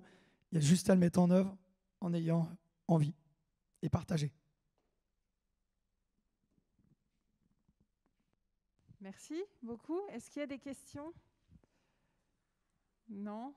Bon, merci beaucoup en tout cas. De rien. Encore une fois, on voit l'importance de l'accompagnement et puis de la formation et des compétences. Donc, voilà. Ce sont des outils high-tech. Aujourd'hui, je vais reprendre un dernier exemple pour clôturer. On a une tech médicale qui a rendu Flié son leader mondial dans leur métier, dans certains segments de leur métier. Leur métier évolue, ils sont dans les outillages pour la reconstruction du dos et donc dans l'outillage médical pour l'opératoire. Avec des techniques d'opération qui ont changé, ils ont vu leur métier changer, se sont adaptés. Ils ont démarré à 17 personnes en 2000, en 99 exactement. Ils sont 830 personnes et 116 millions d'euros. Une belle croissance. Je pense. Voilà. Comme quoi notre métier n'est pas mort et selon l'usage qu'on en fait, on ne peut que grandir. Une petite question peut-être, tout à l'heure on parlait de CAPEX et d'OPEX. Est-ce que c'est des choses qui se font aussi de plus en plus, de passer plutôt les machines en OPEX et un peu moins en investissement pur? Alors obligatoirement, avant on parlait que de CAPEX et on voulait être propriétaire des machines parce qu'on est culturellement habitué comme ça. Aujourd'hui, les machines sont louées via des leasers ou louées en opérationnel. Voilà, c'est la tendance.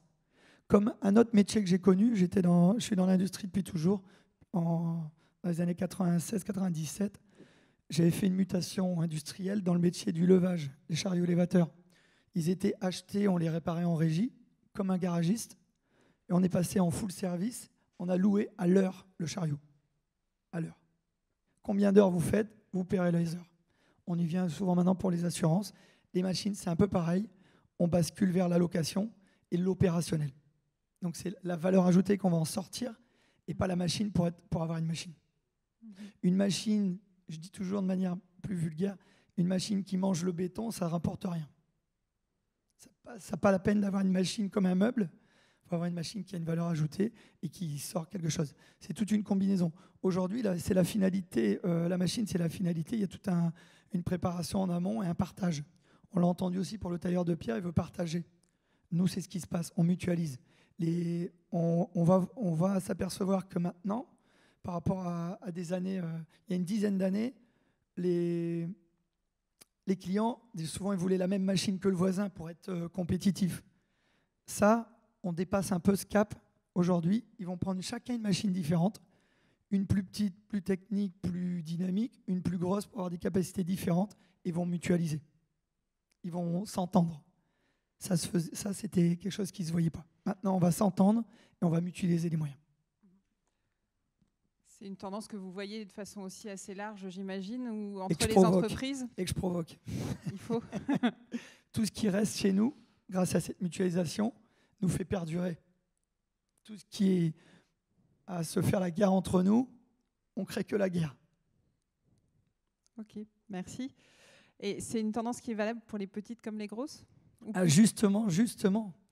Vous avez vu, il a acheté une seule machine, le tailleur de pierre. Ça coûte cher, hein, je sais très bien ce que ça coûte. Une seule machine, il va mutualiser. Et les professionnels de son métier ont une reconnaissance envers lui et le contact. Un petit indépendant, comme je vous l'ai dit tout à l'heure, 3 personnes, 4 machines, high-tech, avec des sujets high-tech. Ils communiquent avec le monde entier. Ils sont dans le sport automobile et l'aérospatial. Et ils suivent les compétitions mondiales de Formule 1 et autres en permanence. Et c'est lui qui est en interaction. En permanence, pendant la course, s'il y a des problèmes qui sont reconnus, ils vont changer les données et vont déjà concevoir le prochain réservoir pour un liquide spécifique s'il y a une anomalie. Donc oui, donc un petit indépendant, il a sa pierre à l'édifice et peut être pertinent. Des gens comme Christophe Catelin ont révolutionné leur métier avec une simple idée d'un collaborateur.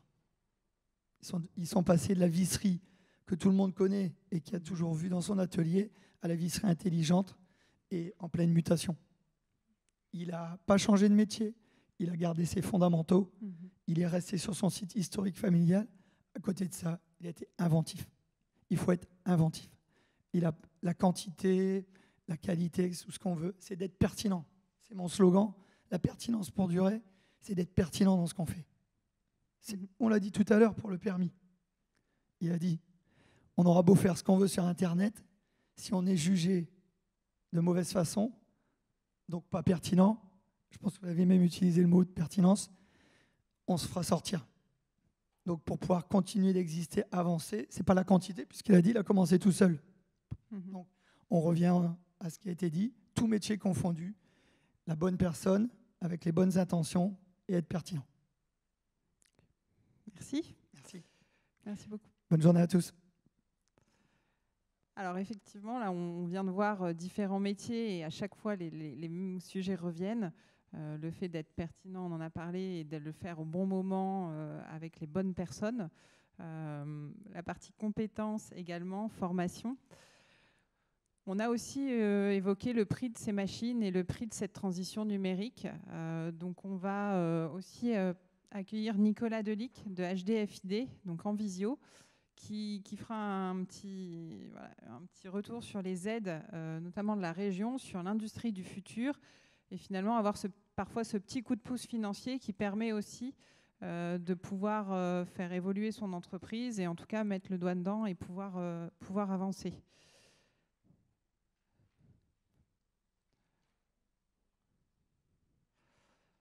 Alors, ce n'est pas toujours facile, effectivement, d'avoir ces financements et d'avoir cette aide. Il existe de nombreuses aides, alors soit qui étaient déjà existantes avant, mais aussi à travers le plan de relance porté au niveau national et au niveau régional. Donc, c'est vraiment important de pouvoir être accompagné. Alors Nicolas Delic, on n'a pas le son. Alors moi, je vous entends. Oui, nickel. C'est bon? Très bien. Donc, bonjour à tous. Merci de m'avoir invité pour cette session. Alors moi, je suis Nicolas Delic, je suis chargé de projet à Hauts-de-France Innovation Développement, donc qui est l'agence d'innovation régionale qui a pour principale mission d'accompagner les startups, les TPE et les PME de la région dans leurs projets d'innovation et de développement. Donc effectivement, j'aimerais vous parler de 3 dispositifs qui permettent d'aider les entreprises régionales à accélérer leur transformation numérique. Le premier, c'est le dispositif Industrie du futur. C'est un dispositif porté par la région Hauts-de-France qui a pour mission d'aider les entreprises à être plus compétitives, plus performantes. Et cette aide passe par une subvention de 80%, de 80% d'une prestation d'un consultant qui va passer 10 jours avec vous pour travailler sur vos enjeux et vos problématiques du numérique. Pour faire très simple, ce sont 10 jours d'un consultant, une prestation de 10 000 € financée à 80% par la région. Donc il y a une toute petite part derrière pour l'entreprise.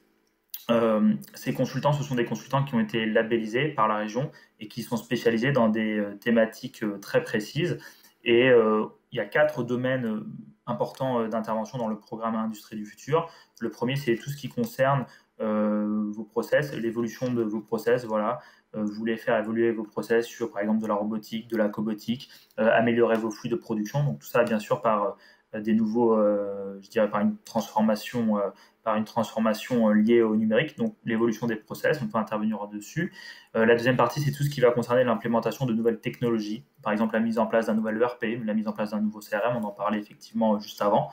Donc là, on a des consultants qui sont spécialisés sur ces thématiques et qui vont, par exemple, si vous n'avez pas de connaissances dessus sur la mise en place d'un nouveau ERP, un nouveau CRM, va venir avec vous faire je dirais dégrossir tout ça, faire un diagnostic stratégique sur la situation et aller même jusqu'à la rédaction du cahier des charges.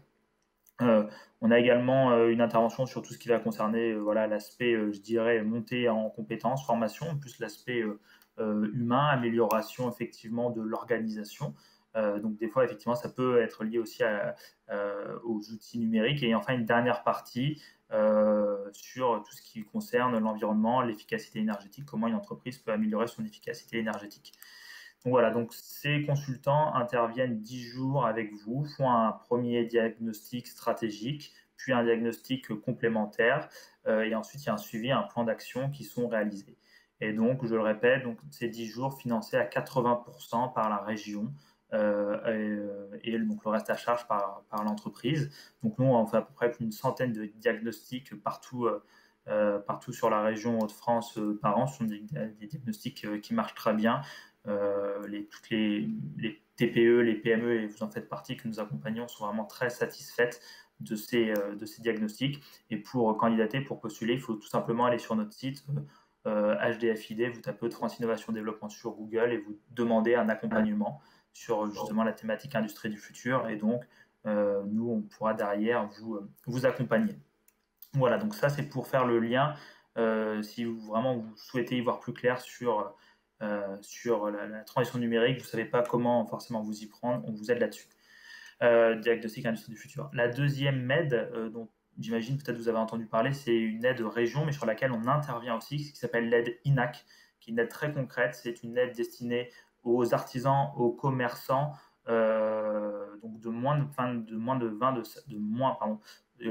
20 salariés. J'imagine que dans le public ou en vidéo sur Facebook, vous en faites, vous pouvez également en faire partie. Et là, c'est une aide très concrète, c'est une subvention régionale qui est apportée si vous avez un projet de transformation numérique. Alors, c'est très large.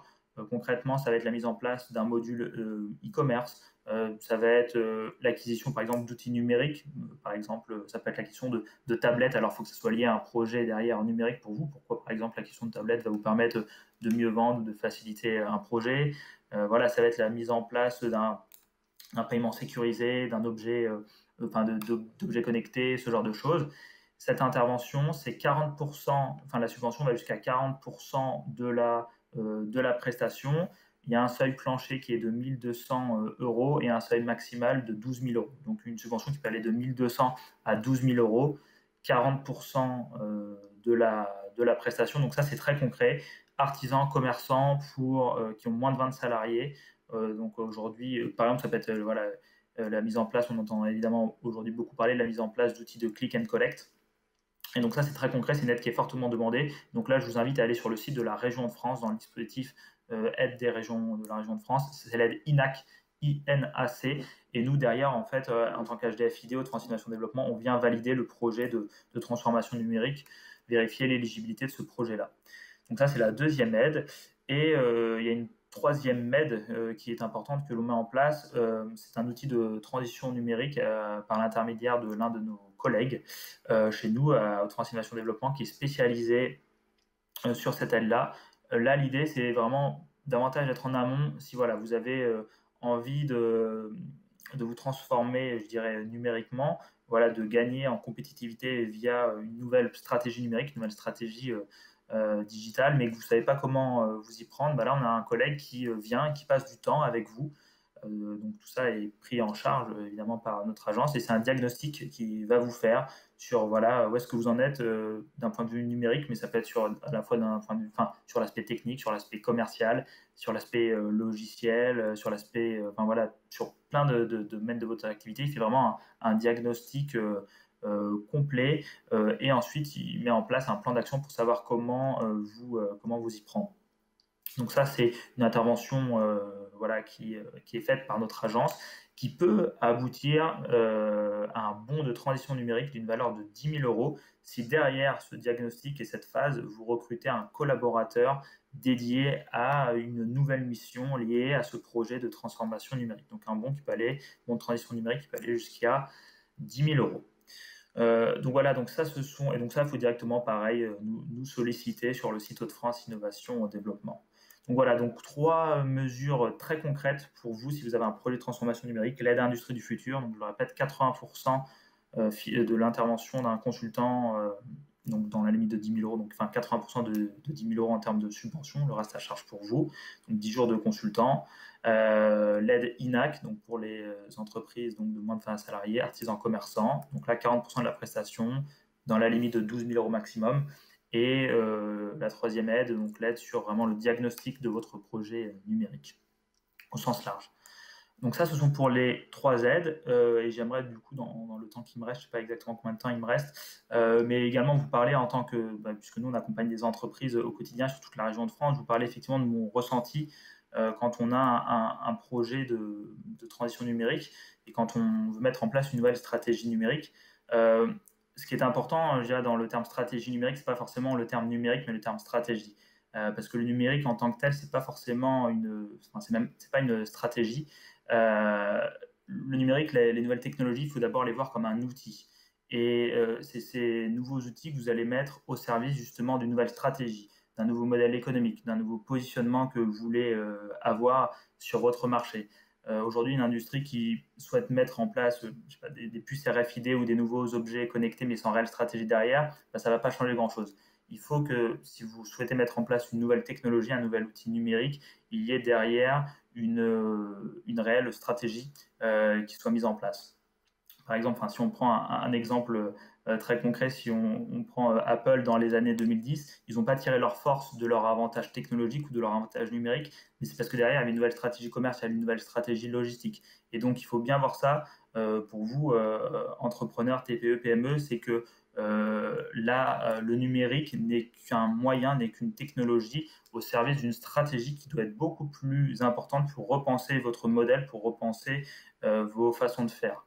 Un dernier exemple, alors on en dit un petit peu de mal en ce moment, mais si on prend l'exemple d'Amazon, il est assez intéressant, puisque quand Amazon s'est lancé et a connu une forte croissance, c'est pas, je dirais, du fait parce que à l'époque, tous les concurrents comme Carrefour, Walmart étaient là. Internet existait également pour eux aussi, et ils auraient pu très bien effectivement l'utiliser. En plus, ces concurrents-là avaient des ressources supplémentaires. C'est juste que Amazon a su utiliser cette technologie pour derrière avoir un nouveau positionnement différent justement de ses concurrents et adapter son modèle économique. Mais ce qu'il faut bien comprendre, c'est que la technologie, elle existait pour tous ces géants-là à l'époque, et c'est juste que cette entreprise-là en a tiré profit d'une meilleure façon à l'époque par rapport à ses concurrents.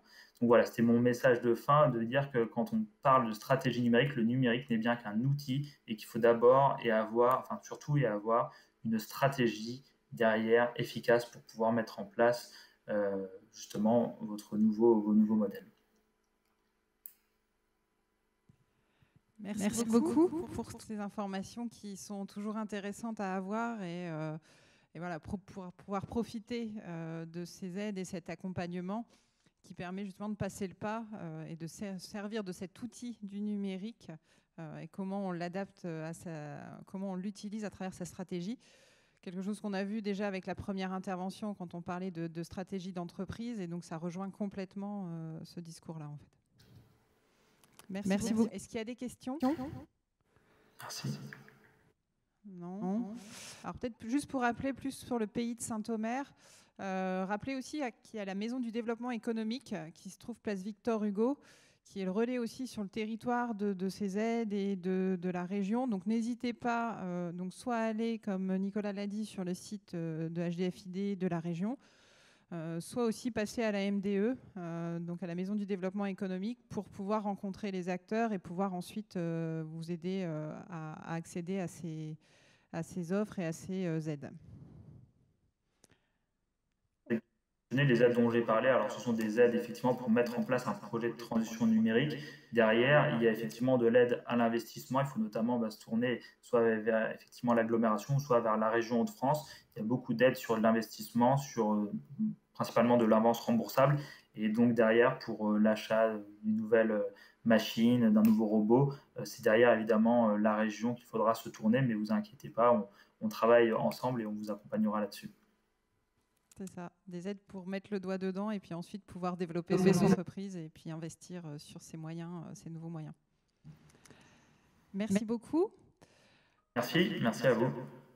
On va faire un petit retour comme la dernière fois. Donc, on a vu effectivement pas mal de choses encore cette matinée, avec des témoignages d'entreprises, avec des points de vue d'experts et puis l'accompagnement qui est proposé par la région et puis les acteurs publics.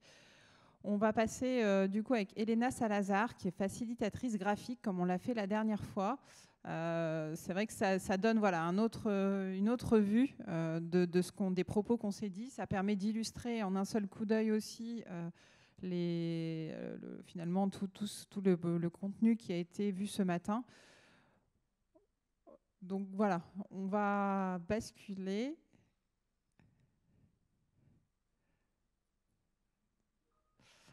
Alors peut-être juste pour, en attendant du coup qu'on se connecte avec Elena, pour parler on a parlé beaucoup compétences ce matin, puisqu'en fait c'est une des équations en fait à résoudre pour changer de modèle technologique. On a parlé compétences, on a parlé stratégie d'entreprise aussi énormément. Donc c'est pas voilà quelque chose qu'on vient ajouter comme ça sans avoir d'objectif, sans avoir de but, mais vraiment bien à intégrer dans sa stratégie d'entreprise au global. On a assez peu parlé finalement de data et de données qui sont utilisées, puisqu'en fait dès qu'on va parler du numérique, on génère des données. On en a un peu parlé à travers les tendances qu'on peut récupérer via les outils avec Monsieur Lahousse. Ça fait partie des avantages des réseaux sociaux, c'est qu'on peut retirer effectivement des tendances de fréquentation, des tendances d'utilisation via les utilisateurs et notamment pour le grand public. Pour une partie plus B2B, la donnée fait aussi partie des choses très importantes à prendre en compte et la gestion de la donnée, le fait d'utiliser des outils à commande numérique, des outils numériques dans la production, on va récupérer énormément de données sur la production qu'on n'avait pas forcément avant, qui vont permettre, si on les utilise correctement, ensuite de pouvoir adapter sa maintenance, par exemple, d'être plus percutant, d'être plus performant aussi sur la gestion de sa maintenance, peut-être en préventive, en prédictive aussi, on en parle de plus en plus. Donc pouvoir gérer cette donnée, pouvoir aussi peut-être mieux connaître ses coûts de production, de mieux gérer aussi les salariés, les collaborateurs qui vont travailler sur les machines, de mieux gérer aussi la qualité des produits finis. Donc toutes ces données sont importantes parce qu'on les récupère. Maintenant, il faut savoir quoi en faire. Et donc ça fait partie aussi de tout ce dispositif, de se dire, voilà, une fois qu'on a mis ces outils-là en place, on a aussi cette donnée à prendre en compte.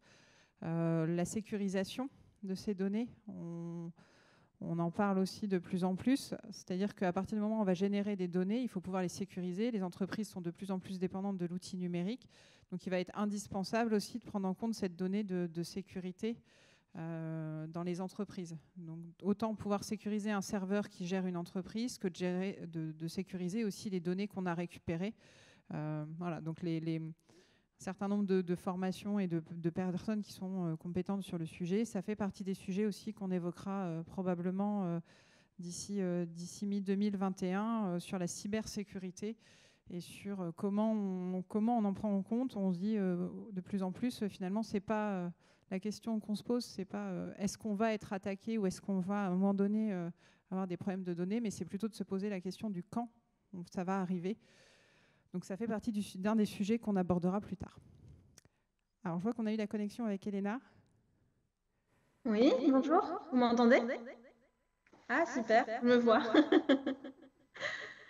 Ok, bah, merci pour ce deuxième temps d'échange que j'ai pu essayer de synthétiser visuellement. Je vais vous partager tout de suite mon écran avec les synthèses que j'ai faites. Alors, hop, je reviens directement au début. Alors, qu'est-ce que j'ai noté des premières interventions, celle de Guillaume Anelli avec son regard d'expert. Tout d'abord, que la France n'était pas très avancée au niveau du numérique, qu'il y avait pas mal de freins. Et puis par contre, dans nos vies privées, c'était déjà très très présent. Mais par contre, dans le domaine de la vie professionnelle, c'était encore assez cloisonné. Donc, du coup, j'ai dessiné une sorte de frontière, voilà, avec des barbelés. Au milieu, vous voyez l'injonction, en fait, en fait, que le numérique, c'est pas vraiment une injonction, c'est plutôt une nécessité, c'est que ça doit changer nos façons de travailler. En rappelant que les nouveaux modèles d'affaires à succès sont basés sur aussi, surtout, pas que sur le numérique, mais aussi sur une communauté et des collaborateurs investis. Alors, ok, en termes de tendances technologiques, il y a énormément de choses qui évoluent, dans plein de le cloud, les réseaux sociaux, l'intelligence artificielle, et certains dirigeants peuvent se retrouver un petit peu perdus par rapport à tout ça. Et donc, le conseil de Guillaume Annelis, c'est plutôt de se poser la question de comment quelle est la nouvelle valeur que je peux créer en m'aidant du numérique, et pas de focaliser sur le numérique à tout prix, mais plutôt de rechercher quelle est la valeur qu'il faut faire émerger grâce au numérique.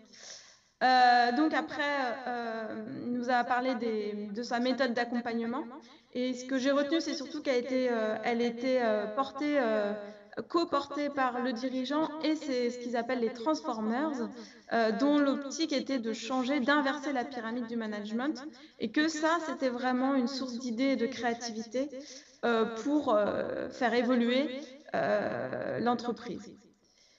Ensuite, on a eu trois témoignages.